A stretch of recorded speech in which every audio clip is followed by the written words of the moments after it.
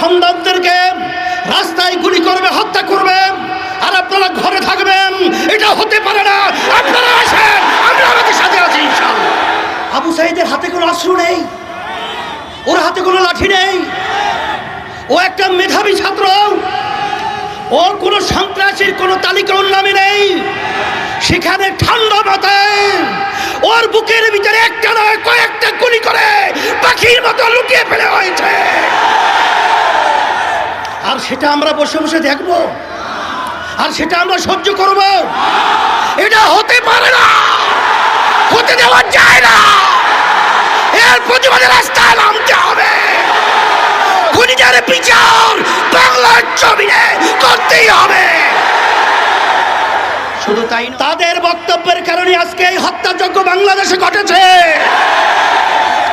আপনারাই আপনাদের সন্ত্রাসীদেরকে উচকিয়ে দিয়ে আমার নিরীহ ছাত্রদের উপরে, ছাত্রীদের উপরে গুলি করে, রান্না চালিয়ে, তাণ্ডব চালিয়ে বাংলার ইতিহাসকে কলঙ্কিত করেছে।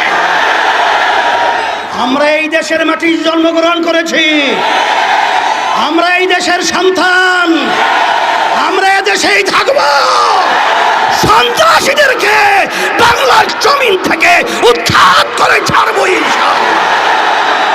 আকাশ সকলকে আহ্বান করব, আসেন আজকে বুদ্ধিজীবী, শিক্ষাজীবী, রাজনৈতিক যত পেশার নেশার যারা আমরা বাংলাদেশে বসবাস করি, আমরা এই অন্যায়ের বিরুদ্ধে, এই অন্যায়ের হত্যার প্রতিবাদে, এই জালিমদের বিরুদ্ধে একসঙ্গে যদি ঝাঁপিয়ে পড়ি, ওরা বাংলার জমিনে থাকা সুযোগ পাবে না ইনশাআল্লাহ। এই আহ্বান আমি সকলকে করছি, আসেন।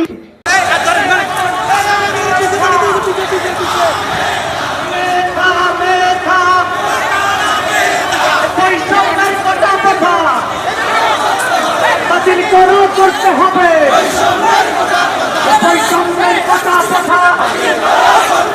বাতিল করো, করতে হবে বৈষম্যের কথা বাতিল করো, করতে হবে। নারায়ে তাকবীর, আল্লাহু আকবার। খুনিদের আস্তানা ভেঙে দাও, ঘুরিয়ে দাও, খুনিদের আস্তানা ভেঙে দাও, ঘুরিয়ে দাও, ভেঙে দাও, ঘুরিয়ে দাও।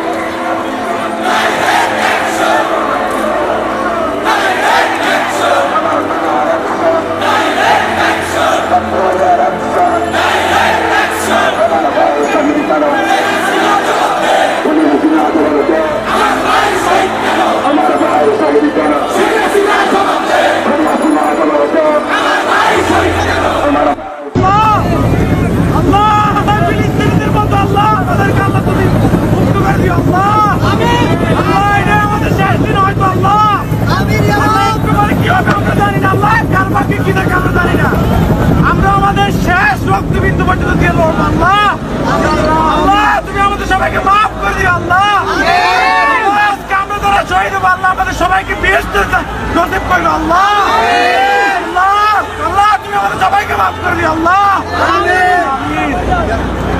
জয় আমাদের হবে ইনশাআল্লাহ।